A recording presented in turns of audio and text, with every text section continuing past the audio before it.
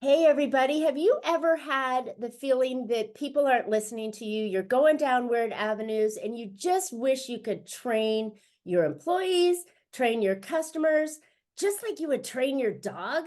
Well, oh my gosh, I've got the best guest on today's show, Brady Foulk, and we are on Profit with a Plan podcast. Listen in.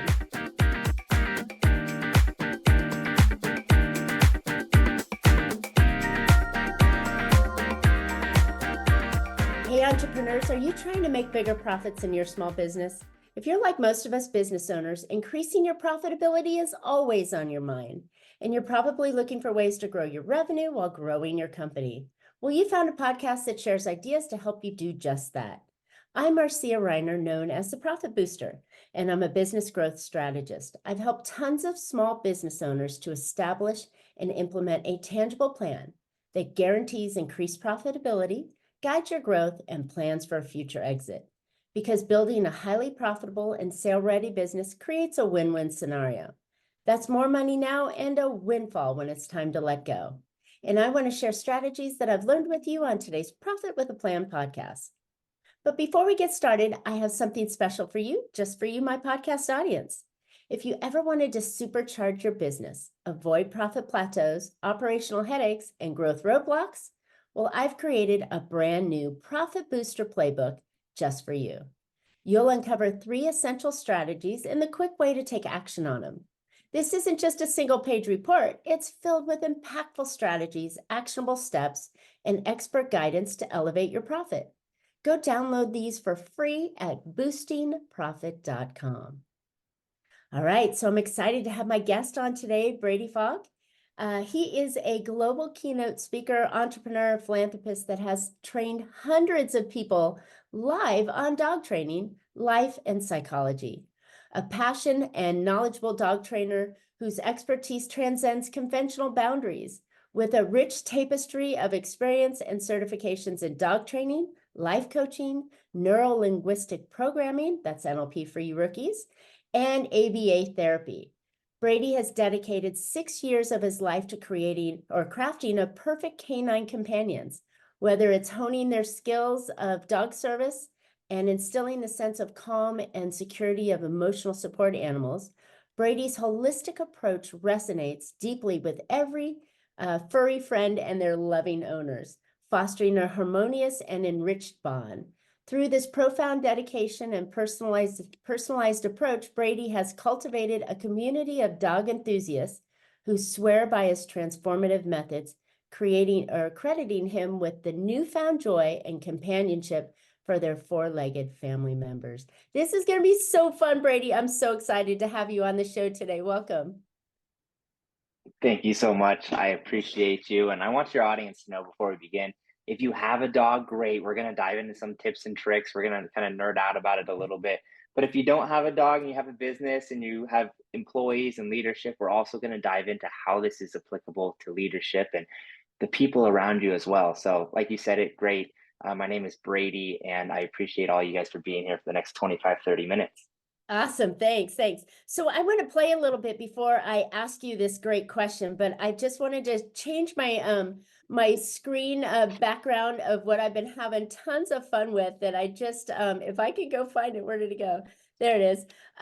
So when you play with backgrounds, so I too have a furry friend, but my little friend, her name is Jasmine. She's a 9-year-old service dog who helps me around. And it's so funny. I moved to Vegas about 6 months ago. And of course, you got to have a before Vegas and an after Vegas picture. So she proudly wears the purple ears and purple tail and gets a whole bunch of pictures frequently when we're wandering around. But it's so fun. Dogs are just the best, I think. Yeah, it's well deserved. Yeah, those ears are just magnificent, and the tail, and I bet she has so much personality too. And like, I can just imagine her just sitting with you at a restaurant or someplace out in public, and people are just like, "Can I take a picture of you and your dog?" Like, Oh my gosh, I had to create an Instagram account just for her. It's called Rockin' amazing. with an IN, Rockin' Jasmine. I'm gonna go follow Because you. she has so many pictures that are out there, and I just ask them to post, but that's kind of falling to the wayside.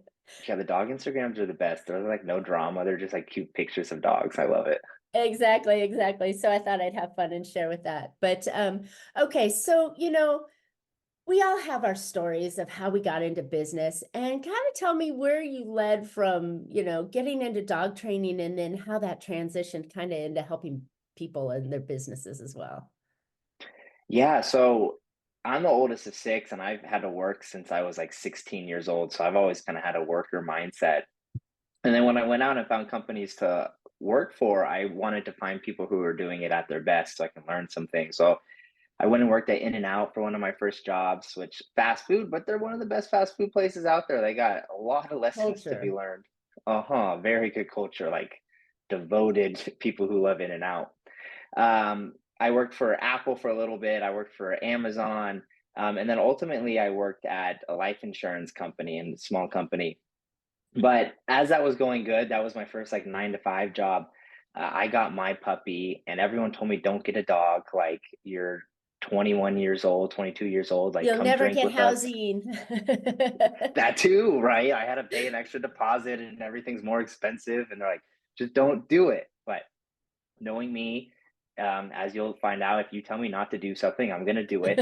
And so I got the dog, and the first 6 months, I tried to bribe him a lot, and so I bought the best food, the best treats. He slept in my bed because he hated his crate, and Of course.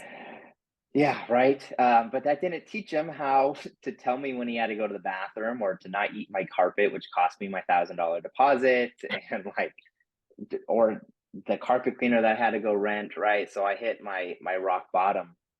But as all this was happening, I had been at this job for about 2 3 years now, and things had started going slow. This was like 2019, and I was struggling with this with the puppy. They told me not to. I was the last one that they hired, and it was slowing down. So they're like, "You're the last one hired. You're the first one out. So we're laying you off." This is in 2019, and I was like, "Oh man, okay, maybe I should have partied with them, or they would have kept me around longer." But it's okay. I got my dog. He's my best friend, and we're going through this. So I hit my rock bottom, like I was telling you. I the story. I went out with my friends for like an hour and a half, 2 hours, and I came home and there was the carpet torn up and like the poop and like Tools of Oh. Titans, Tim Ferriss book, like the first 30 pages ripped out. And I was like, that was my new book. You couldn't have eaten the old book that I already read. They go after. I had a dog that would only chew on my nice shoes that had a matching purse. So yeah, I don't it's know like how they they know. know. Yeah, I don't get it. I really don't. So at this moment, I had already been helping like friends and family overcome things because I had overcome those problems with my dog. I had taught him how to be crate trained and coming when called, and how to even do some tricks like roll over. And now I've trained him how to get a beer out of the fridge and all sorts of different stuff, right? So in 2019, I was like, well, I'm just going to start making this a business for myself and just go off and do myself. I learned the things that I did about building a culture, customer facing business, how to do all those things in a sense, at least I thought I knew. And then I jumped into it. And so I was just charging $25 for a lesson. And then COVID hit, as everyone knows, and that was 2020, like 6 months after. So when I was starting to get some momentum and I had like my first few 10 clients or so, like COVID, and it was like, okay, now we can't go to parks or meet up or do any, I can't go to your house anymore. So then I was doing Zoom lessons, and um, eventually everything loosened up, right? And I was back to business a few years later, but that was an You have a interesting new point of set the of business. clientele because didn't they say the business was also not everybody ended up, or COVID made everybody end up getting dogs, right?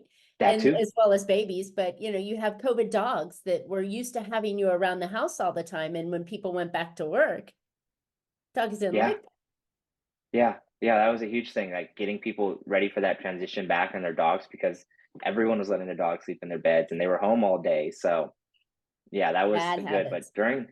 yeah, you got to figure out sometimes in business how to survive. And I do jujitsu and martial arts, and part of being a white belt is you just have to survive. Like your goal is just to like make it through the bumpy parts, and then you build experience, and experience comes from um, or success comes from experience, and experience typically comes from not so successful results, right?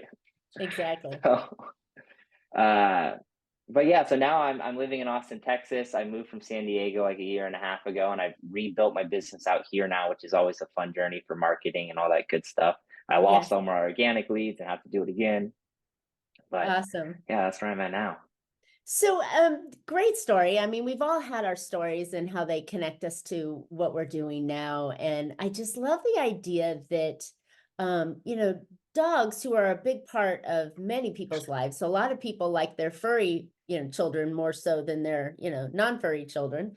But True. it's such a great opportunity of learning the life lessons that we need because we're raising an animal that doesn't communicate on the same planes that we do. So we have to learn different communication styles and methods to get them to be a healthy community partner in your home, right? So they're not chewing up your new book and tearing up your carpet and leaving presents for you when you come home. It's terrible.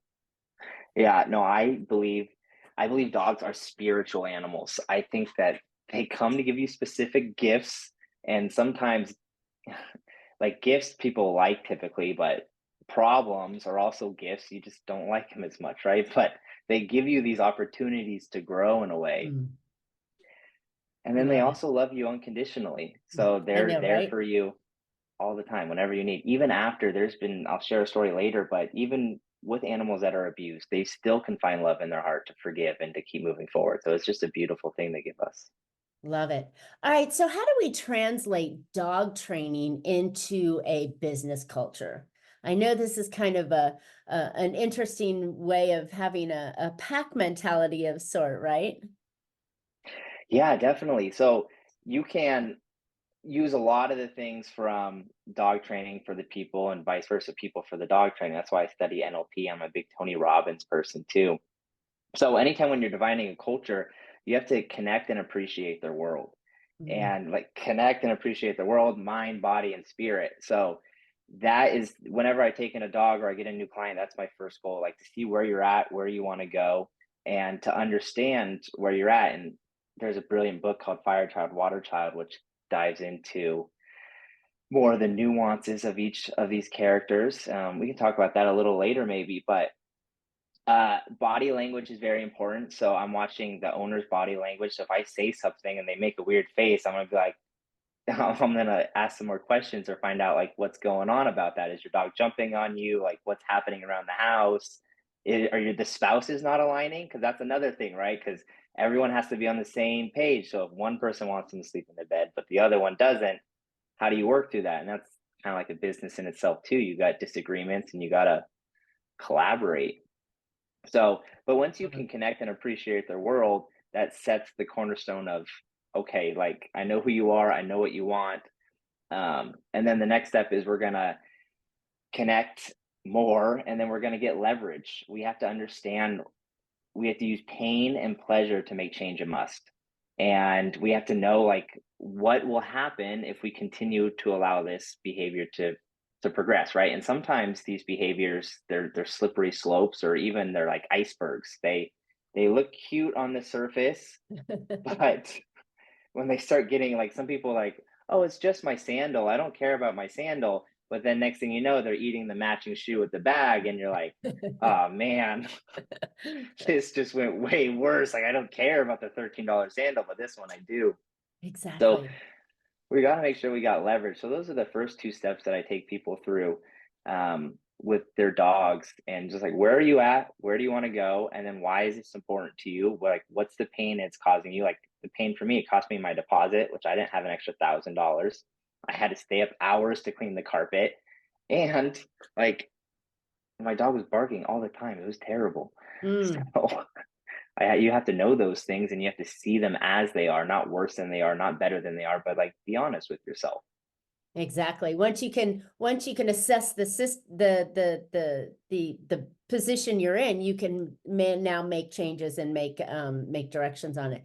But I'm sitting here thinking to myself, okay, so you have this animal, right? Body language is super important in having conversations with people, right? So if you walk up to your employee and go, "So great job you did on that report, Bob," right? And you're all aggressive on him, Bob's going to go, "Whoa, wait a minute. What do you mean great job?" Right? And so it's the Yeah. same thing that we want to manage.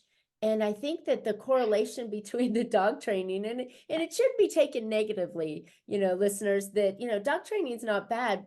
Employee training, people training, even customer training is not that bad. It's just setting expectations of what they can expect from you and what you can expect from them, and what's the mutual rewarding situation out of all that, right? I mean, that sounds like what you were getting to in your description. Yeah, definitely. I think there's different ways to lead. You can lead with intimidation and be like, you have to do this or you're fired. Right. You can lead with bribes and you can be like, hey, if you do this, you're going to get a bonus. But the thing is, not everyone likes money. Some people want a promotion. Some people want more responsibility. Some people want more time off with their kids, right? So it all kind of depends. That's where the understanding their world's important because you need leverage. And if if you're using the wrong leverage with the wrong person, it doesn't make sense. It's kind of like the five love languages, you know? Oh, I like So, that. I like that. And thinking about it with the dog, whether the dog is food motivated or hmm attention motivated or task motivated, right? We all hmm have employees and people in our lives, customers and spouses and employees that all have those kind of differences. How do you find yeah. that out though? How do you know what motivates them? Obviously, with people, you can go up and ask, and if they're honest, they give it to you. But how do you find that out with the dogs? Yeah, that's fun one. You have to stay curious. You have to be at your result has to be like, I want to find out what motivates this person. And then you can ask certain questions for the dogs, right? Like you could just put out different types of food and see which one the dog goes to. But a lot of the times with dogs, I get a specific type of dog. I call them fire dogs, or sometimes they're wood dogs. And I'm looking at I break them down in five categories. So there's dogs who like to move a lot and they need to be exercised a lot. You can think of like huskies or German shepherds. They're just moving, going all the time. You got fire dogs, which these ones like variety. They like to see new dogs, see new things, go new places, chew on different things. They're not always doing the same thing. They like to explore. They're kind of like the class clowns in a sense, lots of zoomies. You got earth dogs who are the homebodies. They're the grounded ones that like to connect with people. They're sleeping on the couch with you. They don't got to do much. They're very mellow in a sense. They kind of just want to be part of the family. You have metal dogs, which sometimes can be a little bit neurotic. There's a lot of rules, so you'll find them scratching at doors a lot of times. Like this is how I get what I want, and they'll play the patterns over and over and over and over again because like this is what's supposed to happen when I do this, right? And they're kind Trying of to like train the us, right? exactly. They're trying to change us. And then you got water dogs finally, and water dogs are more mellow. They're the more introverted ones. They're chilling. They're a lot of times like retrievers. They like the water too. They're homebodies. They like to get along with people, and they're pretty easy. But sometimes they'll daydream. People are like, my dog's stubborn. He doesn't listen to me, and like sometimes he's just daydreaming in his own world. Love it. So I look at dogs through that. So I get a lot of fire dogs and wood dogs, and it's important to know what motivates them like we were just talking about. Like a lot of times it's playing with toys, and play is a brilliant way. You can condition things over and over until it sticks, but it's got to be fun and there has to be enjoyment behind what you're doing.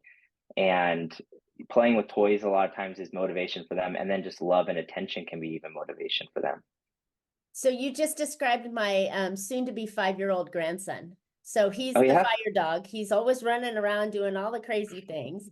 You know, he wants and needs attention and affection, but I mean it's all these things. So this you just describing dogs, you're actually describing the people that you're surrounding yourself with as well and what they Yeah, I'm need. a fire child too. So I got in trouble. Like I said at the beginning, you tell me not to do something, I'm gonna be like, why shouldn't I do that thing? Dogs are the same way. You tell me, Or don't go ask over for there. forgiveness after. Sorry, it looked fun. Exactly. I'll figure it out later. Exactly, exactly. And I think this is actually really cool because the correlations keep popping up in front of me, and which is why I wanted to have you on the show today, which was to really align that, training your dogs and getting them to be a good citizen in your environment and to be a good companion with you when you have such different signals that you're using also translates over into life and in your business and how you can really truly increase the growth of your company, make it more of a better culture that you're in, keep better employees, have better clients, right? I mean, we've all had that customer that we're like, oh my gosh, why did I need to fire them, right? But we can train them the same way by understanding their world and communicating in a way that they see fit, whether it's playing more or letting them chill out and relax. Yeah. No, there's a brilliant book called The 1 Minute Manager. And there's a story he tells about your employees. You're having a hard time motivating them at work. They're not doing what they're supposed to, right? The day ends, you go home, they go home, and then you decide to go bowling that night. And guess who's there? All of your employees. And you've never seen them with more energy. And it's so late at night and they're having a grand old time. And you're like, where is this energy when they're at work? What the heck? And a lot of it comes down to the rules of the games. Sometimes we wait until performance reviews to give feedback. And with dogs, I'm constantly looking to reinforce the behaviors that I like seeing. And even if you were to have a boss or an employee that you don't always complaining all the time, right? Always complaining, or a dog who's always barking or something like that. We don't gotta play in their sandbox and start yelling back at them or like going down the same route of them. Mm. We can just choose to ignore those and just reward the things, anything but complaining. So if they're saying, oh, this is my car broke down. Okay. Like me and my wife are arguing. Okay. Oh, like I hate my lunch today. And you don't give them any juice, right? You just like right. And then they're like, oh man, I'm actually feeling a little bit better now. It's like, oh, that's Thanks amazing. for What are you feeling listening. better about? Yeah. But and then you reward that part. You're like, tell me more about what you're feeling better about. And then they start telling you more about what they're feeling better about. And then if they go back to the other pattern, you just ignore it again and you wait until they go back. And so that's 1 out of 8 ways to train a different behavior. And it's shaping the absence of the behavior. So you could do this with your mom on the telephone too. If your mom's always nagging you, right? You just don't play into their game of getting into an argument like you always do, and you wait until they say something positive and then you reward them for saying that. But it takes understanding and appreciating their world and waiting until you get that leverage.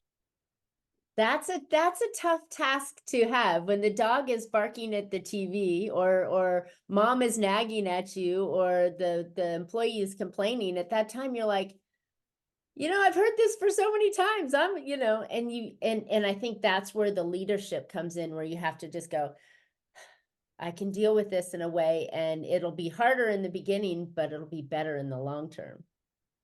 Yeah, let me point out a little nuance too, because what you described is extinction. Extinction is hoping something's just going to go away on its own, right? And that's another way you could solve it, right? Sometimes it works, but most often it doesn't work. And it only works if you put it on command. So sometimes I teach a dog to speak. And like I'll say speak and I'll start barking like right. Um, and then they'll start barking. And then I say good and I'll give them a treat. And then I do this over and over again. So I say speak and then they bark. And then I just never give the command. And so part of it, that's the way extinction would work, right? Is you have to put it on command. So when you do it, and it's kind of like people who love to paint and they just paint for fun. And then I start paying you and start buying paintings from you. And no It's not going to creation be comes as out. fun. Yeah, it's just not as much fun anymore, right? So when you reward someone for something, it just becomes not as much fun. So you could put a negative behavior on command and never give it. That's the way extinction works. But when a dog's barking at me, sometimes the neutral reaction that I give is there's a blanket on top of the crate, and if they bark at me, I just put the blanket down. I don't yell at them. I don't tell them to stop. I don't do anything like that. I just put the blanket down, and they lose the permission of being able to see out the front of their crate. The moment that they're silent, just like the moment that they give you good feedback or something good, I lift the blanket back up, and now it's like back, right? If they start barking again, I just put it down, and we just kind of play this tennis match back and forth. So I'm present there, like their needs are met, but I'm just not playing into their game of being like, shh, stop, because like they just want attention from you, right? So I'm not giving them the attention, just like your mom or the employee wants. And then I'm only rewarding them. So as soon as they settle down, I'll say, great job, way to go. And I'll drop a treat in the crate, right? Or like something else, right? Right. Or sometimes it's just my voice. So there's I a love difference it. between extinction of just like hoping something goes away, which is what a lot of people do, and then consciously, intentionally rewarding the absence of it and what you do want them to do. Right. I love it. I love it. That's a really, really valuable skill to be able to have with everybody around you. Everybody around you. I mean, wow, I just went through a dozen different relationships I could use that in that would improve it and make it better. So, all right, I have homework that I'm definitely gonna employ. But you mentioned there's 8 of them. So if that's one or two, the extinction Mhm. and acknowledging that they, what the activity that they are doing and you don't want them to do, what are some of the other ones? Yeah, they come from this brilliant book, and then I'm leading a book club, and it's based on this book called "Don't Shoot the Dog." Oh, come Oh, on, blurry screen. oh, Anywho, I'll blurry. show you That's guys okay. later. You guys can follow me on my Instagram and send me a DM, and I'll send you the link for it. But this book goes over all 8. So the first one is you could shoot the dog, right? You could just get rid of them, You're right? And a lot of fired. people, Not literally exactly. shooting the dog, but yes. Exactly. You get a divorce, you fire the employee, right? You do something like that. The next method is punishment, right? You start implying fines or physical punishment. You start hitting them or smacking them. Sometimes it gets behavior to change because people just don't want to be punished, right? That's where Mm, that punishment one comes in. You got extinction, which I kind of talked about, and then you got negative reinforcement. Negative reinforcement is like if you go to your grandma's house with your shoes on and you forget to take them off, and they just keep, or I have clients that they want their shoes taken off and I don't know it at first, and then they just keep looking at me like, the is he gonna glare, take the his mean shoes off? mug. Uh-huh. And then as soon as I take off my shoes, it goes away.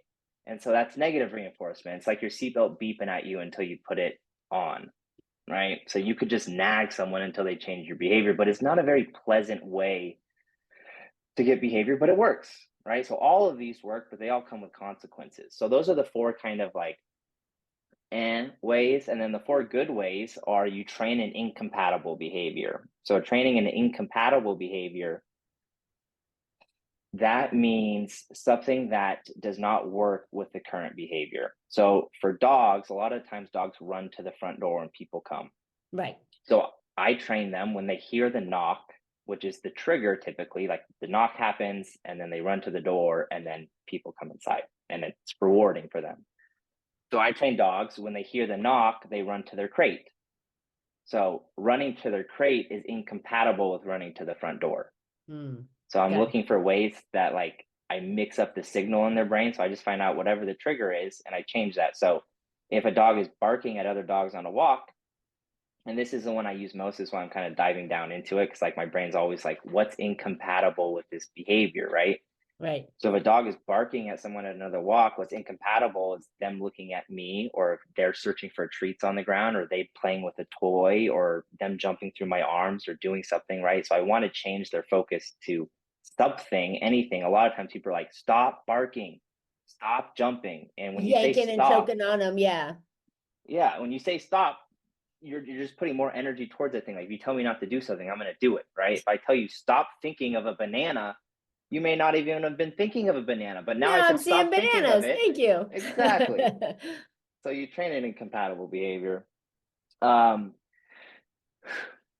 you got more?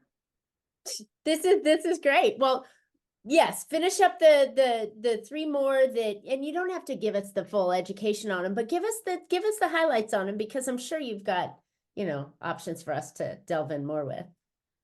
Yeah. So you got shape the absence of the behavior, which is the other one, which we talked about, the nagging mom, which is really cool. You have change the motivation. And this one is the most profound one of them all because this one involves like the holistic approach. And I was training a dog, and she was aggressive with the cats. She would run away from them. She didn't like food or toys. She was like one of the most challenging dogs that I've ever had.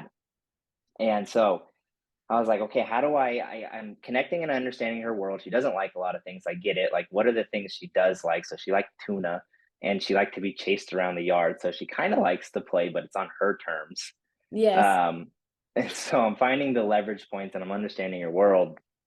And so I'm like, okay, what do I do? So I show up to their house, and I grew up in a big family. My house was always chaotic and messy. But I walked in this house and it even made me feel a little overwhelmed. I don't know if anyone's ever walked into a house like that, but I walked in and like there was boxes stacked up and like narrow, and this is in California, so the house is a little bit smaller sometimes too. And like I noticed the dogs and the cats, like they don't always get in a fight, but there's a lot of A tight lot of corners bumping around into the each house. other. A lot, and neither of them had their own space, Mm. right? So training an incompatible behavior is like you guys can go different ways even, right? But just looking at it like, okay, the house, we could clean a little bit and create some more space for them. And then when we would open up the door to go out to their backyard, their dog Fuchsia would just run away, right? And she would just like start running around the trees, and like they would play chase. And so they would chase her around, and it was like this fun little game. But the problem is, if you were anywhere else, it's a very dangerous behavior. Your dog runs away from you all the time. Right. So, Instead of come sit, right? exactly, which is incompatible with running away. So what we had to do is we opened the door, she ran out. We like took a second, we called her to see if she would come. She didn't. So then we went back inside, we shut the door, and we started having a party inside by ourselves. We started dancing and screaming and like, woo. And then next thing you know, she's like running back to the back door, and she's like, "What are you guys doing in there?" And then we open the door, and she's like, "Oh, I know what happens when you open the door. I run away." And she takes off again. So then we shut the door and we start having a party again. Woo! So like this is training compatible behavior in this moment, Mm. and also getting leverage on her and be like, "Hey, you run away. We're having a party inside. Don't you want to join us?" So by like the fifth or sixth time, we open the door, and instead of just taking off, she was like, What's "What are you going guys on doing? inside? Can I join you?" So we started changing in her mind what this meant. And then finally, for the cats, helping clean the room helped, but we have to also condition these things. So we set up a gate, and like the dogs on one side and the cats on one side. And we got some tuna. It's like one of the few things that she really, really enjoyed, and so did the cats. And we associated see their face, get yummy tuna. See their face, get yummy tuna. See their face, get yummy Ah, tuna. training. Yeah. I And love it. sometimes this happens with bosses at work, right? You're in a pissed off state. Your boss is in a pissed off state. They see your face, and like it triggers a whole chain of events. So you need to and then you could be pissed off at your boss. You could go home, and then you could just be pissed off at your girlfriend, and you could associate in your head, my girlfriend pisses me off because you're pissed off seeing her face. You're pissed off seeing her face. So we want to switch that. And so we want to Mm. be really happy. This is a special time during the day, and we're going to reward you both, see their face, be really happy. So those are the three steps that we took to change the environment of the house. And that's the last step of these like good ones, right? Wow. So I can Um, totally see how these could be, yeah, your examples are in training animals, but in reality, as you just explained, the examples can be between partners and employees and even customers on how to train them how you want to act with them. And as I tell my grandson, who's just it's a challenge at times, but I mean, it's like if you want your friends to like you, you have to be nice to them first, right? You have to initiate the behavior you want from everybody else. And yeah, even so even true. if it's faked at the beginning, pretty soon it'll become a habit in yours that every time you walk in the door to your spouse or partner, you've got this smiley face on it, and it becomes a habit. So I love that story. I mean, it really can make a difference. But like any training, right? It doesn't happen overnight. It took you 6 or 7 times with the dog running around outside for him to go, hey, there's something going on Yeah. inside. I don't want to be outside by myself anymore. That is a really important nuance because that allows choice, right? Mm. I want the dog to make the choice of I want to come inside. I don't want to have to force you. I don't want to have to bribe you, right? I want you to feel like you want to be with me, and then I'm going to reward you for doing that. Oh, it's one of the dogs. Speaking of I speaking of think, background noise, right? It's normal with yeah, the with everything, but I can totally see that also with a situation where you've got an employee that you want to achieve a goal, right? And you have to figure out what that motivation is and what their reward love language is, and how you can change the situation, especially in today's environment where it's difficult to hire. It's difficult to get the kind of help that you want. Many of my clients are constantly, struggling to find good employees, good team members. And I think if you were able to get one that you thought would be really good, that value and that training on your part and on their part would be worth the investment, because then you have a good employee that wants to achieve those goals for the company. Yeah, no, it's the truth. If you invest in good quality employees, it pays off. It's amazing how many people just hope for a good employee, and it's not how it works. You have to, Not a plan, right? Hope isn't a yeah, plan. It's uh-uh. you got to do the right activities and so on coming in. And I love how the correlation between the training of the dogs and the training of the people around you can really make things a lot easier, and you can get a lot more things that, what's the saying, you can get a lot more with honey than you can with vinegar, and all those old grandma Yeah. sayings that they come to mind. But I think that that's really the direction we want. If we want to bring more people in, whether it's marketing, you communicate in the style that they want, right? Solving the problem they want, hanging the carrot, or stopping the fire from burning behind them. It's the same thing. It's the same mentality that you have with the dog training. And I think that that's just fantastic. It's a big aha. An audience, I hope you're finding this big aha with me here. Yeah, I love when people see this for the first time because I'll be like, dog training is like training kids, and then they'll get really offended. And I'm like, well, not how you guys are intending it, right? I just mean like there's certain similarities in your prefrontal cortex and like how they create associations. Like if you're pissed off and you see their face, it's like, let's work to make sure our employees are in a happy state, right? We're going to make sure that we understand the world and what's important. And, some people you can pay less, but you can let them off work an hour early. And that would mean way more to them than making them work their 9 hours where they're not even doing anything for the last 2 hours, just thinking about their kids. And they're getting pissed off at you because like, this job is stupid. I'm going to go find a job I can work at remotely. And like, there's just so many options nowadays that it pays to really understand your employee's life and to ask questions and to be curious instead of just being like, I say it's like this, so it's like this. And Mm. positive isn't permissive.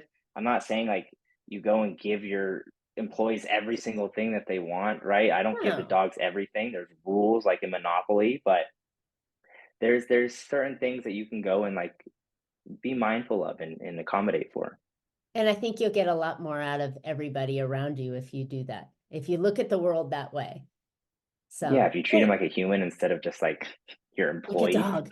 Like a dog. Yeah. Don't treat him like a dog. It's also the wrong side on there.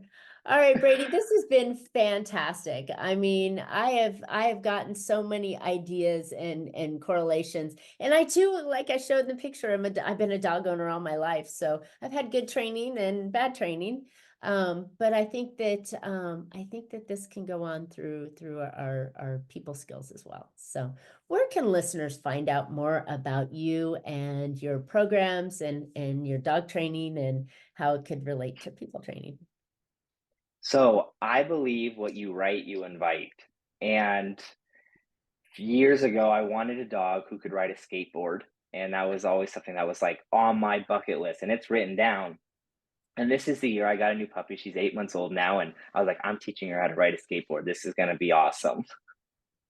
And so I went on Amazon, I ordered a kid's skateboard, and this thing came in and it was like this big. And I was And like, how I big's thought it your was going to dog? be like, she's like 25 pounds, but she's much Okay. bigger than the skateboard, right? It's not like she's a chihuahua. Uh, and so I was like, I have to return this thing. And my brother is helping me with his social media, and he's like, no, you have to teach her how to write it. And I was like, wow, Up this there with is the so little much feet and the harder. body hanging over the edge. Yeah. And she's so, but it really did help. I got a big skateboard too. So like she trained on the big skateboard and we worked it down from kindergarten to PhD. So it's taken us, we're at like a month now of practicing. So she's able to ride this skateboard, and I got her a bigger one too to take her outside. And so I'm Nice. sharing all this journey and some dog training tips and tricks. So what I encourage people to do is give us a follow on Instagram. And if you want to join the book club that I mentioned, or if you want this leadership PDF that I have or your dream dog PDF, DM me book club or dream dog or leadership PDF, and I'll send it to you. And give us a like, give us a follow, and watch Curiosity on our journey and shredding down skate parks. And I share tips and tricks and all sorts of good stuff like these podcast interviews on there too. I love it. I love it. Okay. So where do we find it? Right? That's a big question. So you can go to N as in Nancy, D as in Drew, dog training. So it's ND dog training. Perfect. All right, I'm going to see how I was, as I was mentioning earlier today, to you off camera. My grandson and I were looking through the videos, and I'm like, oh my God, look at this. And this was this cat on a treadmill. There was another cat on the side pushing the treadmill, but the treadmill was on. So the first cat just jumped on and then obviously tumbled off. And then he went, wait a minute. And I'm like, then he got on, then he tumbled. The third time he actually started walking on it, and the other cat is just pushing it like this. It was the funniest thing. So it is possible to have, what do you call them? Stupid animal tricks that you could watch on there. But I'm sure that So many. the training, we can get more out of, and who doesn't want to see a cute dog on a skateboard, right? All right, Yeah. Brady, thank you so much for doing this. And listeners, I hope you found a couple of ideas that you can use from dog training to put into your business that will help you be more profitable, such as, managing employees, managing relationships, even managing those clients and getting them to come back more often, to have a better relationship with you. So I think that these ideas are actually transferable into the business. And I hope you saw that and can see some of these ideas in there. As I mentioned before, if you would like to supercharge your business, go download my new Profit Booster Playbook packed with 3 strategies and actionable steps that you can use to make your company and this year be even more profitable than ever. Go grab it for free at boostingprofit.com. And as always, we would love to hear your questions and feedback. Tell us what we'll call it a trick, you're going to put into your business from dog training, and put it in the comments and tell us what you're going to do. And no, you can't go to your employee and say, sit, right? Give us your trick that you want to do, and then tell us how it went for you and come back. And Brady and I will respond on the comments and definitely put it up on his Instagram as well. And while you're at it, please subscribe. You don't want to miss future podcasts. You can always catch Profit with a Plan on any of your favorite podcast players. And we're looking forward to more great profitable information on next week's show. So until then, make your plans and profit with them. Thanks so much, Brady. Thank you.